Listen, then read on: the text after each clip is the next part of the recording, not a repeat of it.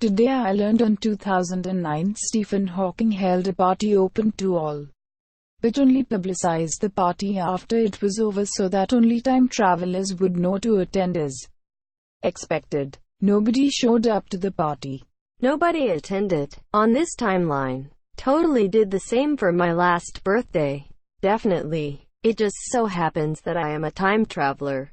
And you know what sounds like a real drag party in 2009 with a single dude sitting in a room by himself. Pretty far down on my list of times to visit. Of course they didn't. It would have broken the temporal prime directive. On a side note, Stephen Hawking is the only person to have played themselves on an episode of Star Trek. Technically a hologram of himself, but close enough. What if the party was boring as frick compared to what they could be seeing? I mean, if you were a time traveler, would you want to go back in time? To what you already know about? Or to the future? Today I learned that an orca killed a great white shark near California's Farallon Islands in 2000. The smell of the dead shark's carcass caused all nearby great whites to vanish. A great white with a satellite tag in the area was seen to immediately dive to a depth of 500 meters and then swam to Hawaii. Orcas use a variety of methods to communicate underwater, including a complex system of audio calls, able to hear for tens of miles. Orcas signal each other with distinct calls and whistles, and they use clicking sounds to locate prey. However, orcas are completely silent during a hunt, making it unclear how the animals coordinate their attacks. That's the scary part to me. Mythbusters did a thing about dead shark as a repellent for other sharks. Can't remember the season, maybe 15 or 16. The sharks were immediately repelled when they released some dead shark essence. The livers being removed with surgical precision is what gets me. Them orcas must love them some shark liver. You may have no pet out in your life, but never no pet out like swam for 1,000 miles, and then did it again, and then kept going. The thing about the shark that swam to Hawaii that is missed a lot is that he went straight there. No stops, no detours, no sightseeing, nothing. They don't actually think he went to Hawaii to go to Hawaii, but that he picked a direction and went until exhaustion made him hang out a while. Today I learned a boy dying of an incurable illness wanted to meet Luke Skywalker. In character, his mental state devolved to the point where he did not realize Luke was fictional. Mark Hamill agreed to dress up in character and meet the boy. He spent hours answering questions. Hamill is a genuinely great human being from what I've read. The thing that always struck me about Hamill is he's one of those actors who develops an affinity for his roles.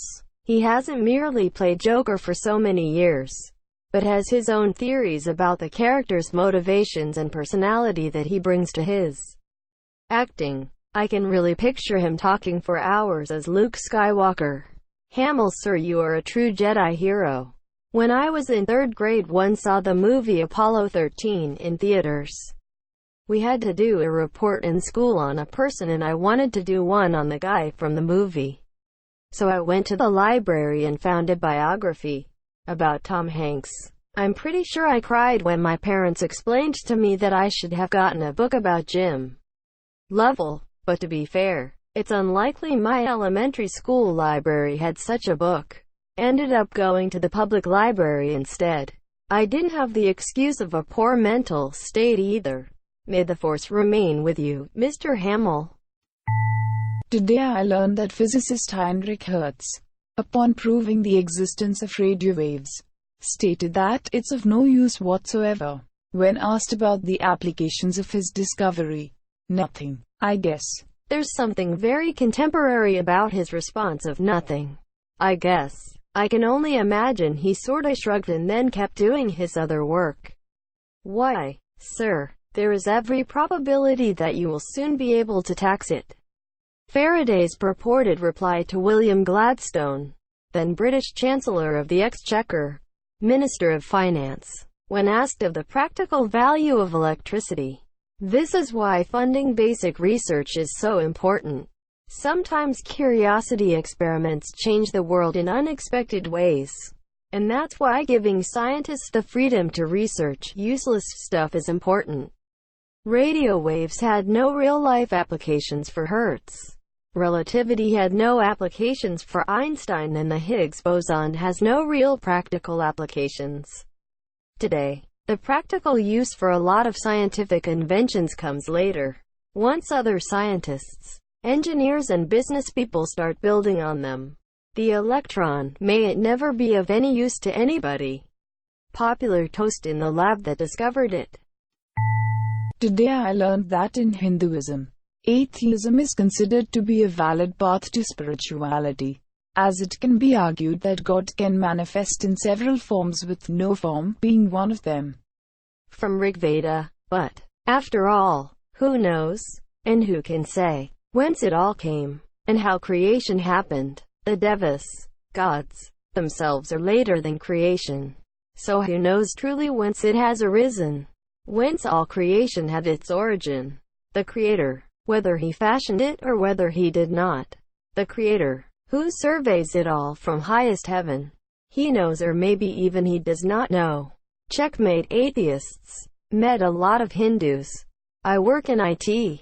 One thing I'll say for them, compared to the Christian Muslim people, they don't care if you're a Hindu or not. Generally nice people. My favorite quote that I steal and have no idea who said it first. Agnostics are God's true children. They're the only ones still looking for him. This isn't exactly wrong, but it's not right either. If you're really interested in Hindu beliefs, you should do some more tiling. It's important to study other cultures with as little influence from your own as possible. The whole concept of Hinduism or Buddhism or Jainism can't really be understood when comparing it to Western religions. Approach this topic with a blank slate state of mind. Today I learned NYPD officer John Perry was turning in his retirement papers on 911 when the first plane struck. He asked for his badge back and ran to help. He was killed while assisting a woman in the South Tower as it collapsed. I work in one WTC. Whenever I read about or find a memorial in the wild like this, I go to and find the names on the memorial, and then visit the names of those I am connected with. This happened with Amy Lamantsoff, an events manager at Windows on the World and a big Beatles fan. After I found a bench dedicated to her in Strawberry Fields while running in Central Park. She, too, is gone too soon. I'll be sure to visit John Perry tomorrow. A huge thank you to him for his service. I didn't know that sad face. What a great man. Sir, my whole family, was in Buenos Aires, sir. But seriously, what a badass. There was an Ask Reddit thread a while back, something along the lines of what's the nicest thing you've ever done that no one knew about, or something like that. Someone responded that they were injured when the first plane struck the tower, and a cop came in, hauled him out to an ambulance, then went back in to get more people, and the tower collapsed on him. The dude said he anonymously paid for that guy's kids to go to a really good college for free. He finished up with something like, "Not all Wall Street guys are pricks." And he was just one day from retirement. Today I learned that Robert Downey Jr. only got clean because his girlfriend, now wife, saw him on drugs, then gave him an ultimatum of quitting or losing her. He stopped at Burger King on the coast and threw his drugs in the ocean. She is now known around Hollywood as the miracle that saved Robert Downey. Tried my best with the title. Her name is Susan Downey. RDJ threw away his drugs immediately after her ultimatum. They met on set. He fell in love with her. She thought he was weird. Then she gave him a chance. After they finished filming, she says she saw his dark side and that he could quit or she would leave him. So he quit. She is the reason he got his career back. He was considered unemployable, and the few movies he got he had to work without much of his pay until it had wrapped. Apparently that's why in Iron Man 1, on Stark's return and before the press conference, they stop off at BK to get a cheeseburger. This scene just like our DJ, is when Stark decides to change his life for the better. Fun fact: he was so well known as a drug addict that he couldn't get insurance to work on a film, essentially killing his career. Mel Gibson, being a friend of his since Air America, put up the money himself to make sure Robert was able to get work, and his career hasn't slowed down since. Well, except for Dr. Dolittle, which is awful. Also marks the first time that Burger King was the site where someone stopped filling their body with toxic substances. What drugs was he doing? He was on JRE quite recently, but at the end mentioned in some context the drug stuff, and it was clearly something he does not like to talk about.